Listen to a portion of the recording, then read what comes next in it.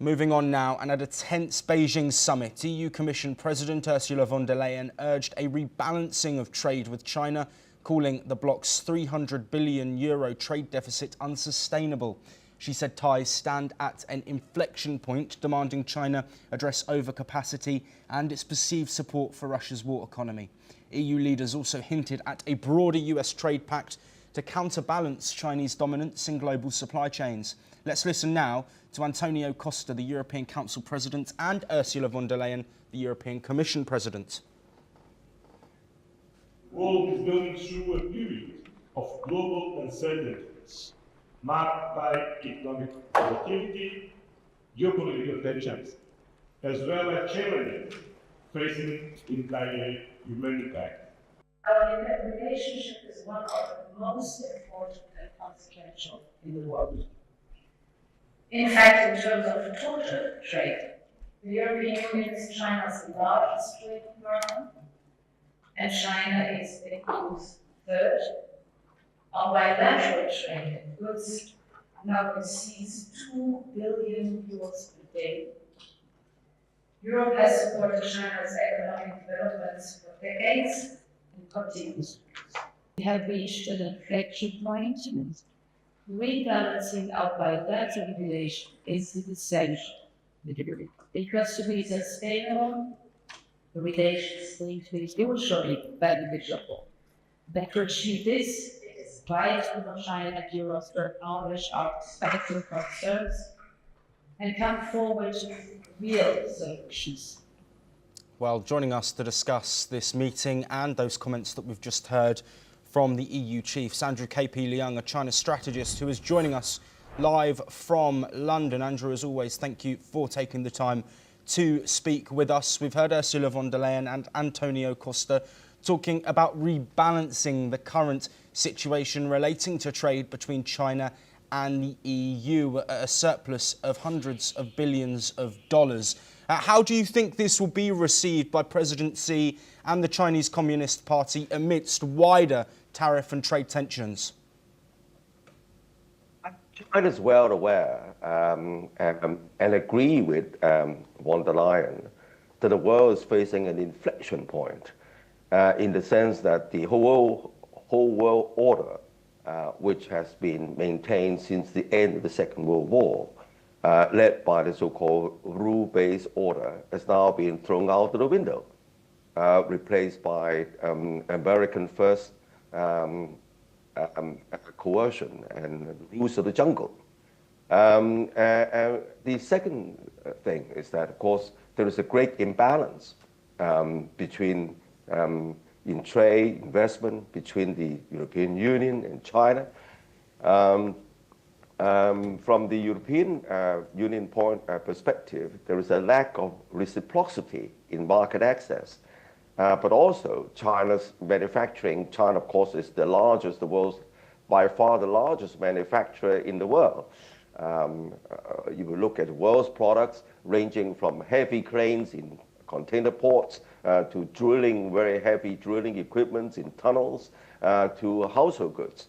The vast majority is now produced in China, but even if the products are not made in China, China is embedded in it in terms of rare earths, components, parts, and also logistics, because the world's top 7 container ports out of the top 11 are located in China.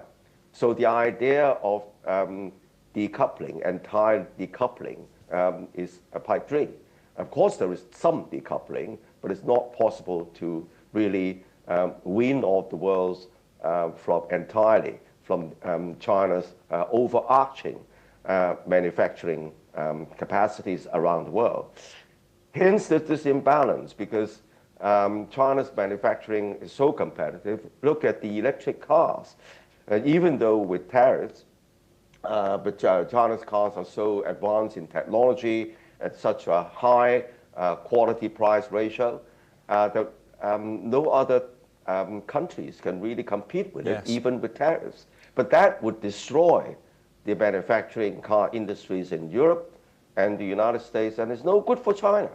Andrew, So I think that sorry the to world is set interject. for some rebalancing. Andrew, apologies to interject there. I want to quickly go on to some comments that were made by President Xi. If you do hold on with us, President Xi has told EU leaders on Thursday that China remains a critical partner, calling for trust and cooperation over confrontation.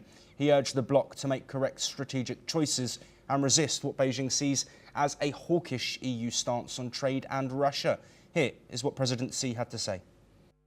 国际形势越是严峻复杂，中要加强沟通，增进互信，深化合作，以稳定健康的中欧关系为世界提供更多稳定性和确定性。 Well, new EU sanctions on Chinese banks and defended its industrial policies amid EU claims of overcapacity and unfair trade. State media stressed common ground in climate and trade, downplaying rivalry and calling for stability in global governance. China warned that worsening ties could harm economic recovery and disrupt global supply chains further. While tensions remain over electronic vehicles and rare earths, both sides expressed hopes of progress on climate and trade cooperation. Well, joining us once again, Andrew KP Leung, thank you for staying with us. Positive comments coming from China, but of course an acknowledgement in the differences, not just on trade, but also potential geopolitical situations. Let's look at what China is hoping for in its relationship with the European Union. Of course, in the face of action from the United States, which has potentially alienated and isolated countries that were previously trading with the North American economy. Where does China stand on that? And how could a better relationship with the EU further strengthen China's position on the global economic scale?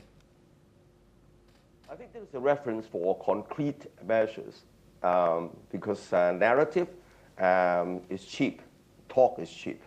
And at the end of the day, the balancing needs some concrete measures. So what are some of the concrete measures?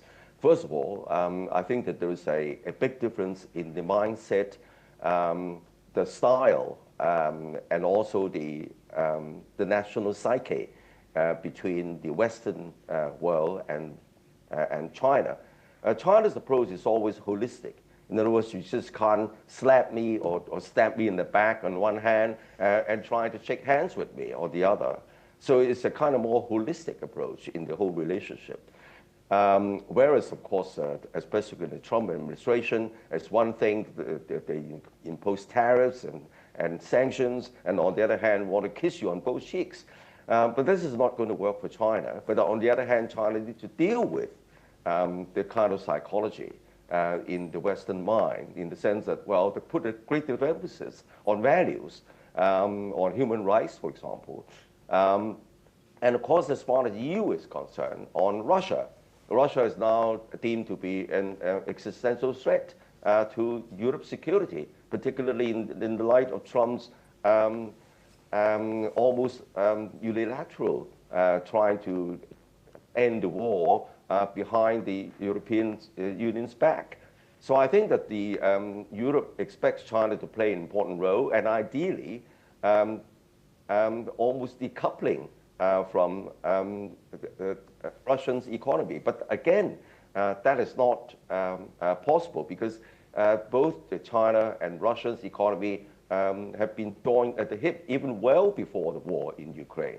So I think that there are a number of fundamental differences. Now, coming back to the concrete measures, I think first of all, China needs to generate jobs and help the European economy by maybe relocating part of the manufacturing processes in Europe.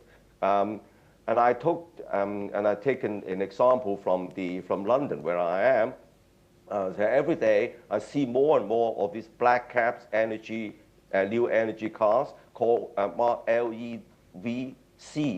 LEV stands for London Electric Vehicles. C stands for Coventry. These cars now made in Coventry in the UK, but is invested by China's biggest car manufacturer, Geely. So this model can be replicated or can be expanded around Europe, stabilizing Europe's manufacturing industry, car industry, Yes. which is of course an important pillar to many European economies. Secondly, China needs to open up its market and to allow greater market access. Because China's economy is changing, it's a great potential for internal consumption and great market for European products and services like health, as well as Yes, healthcare, Andrew, health unfortunately, products and so on. I'm sorry to interject once again. We are unfortunately out of time, but thank you ever so much for that insight and your time on the programme today. We will, of course, continue to look at the China-EU trade, but we stay with trade now and head to South Korea,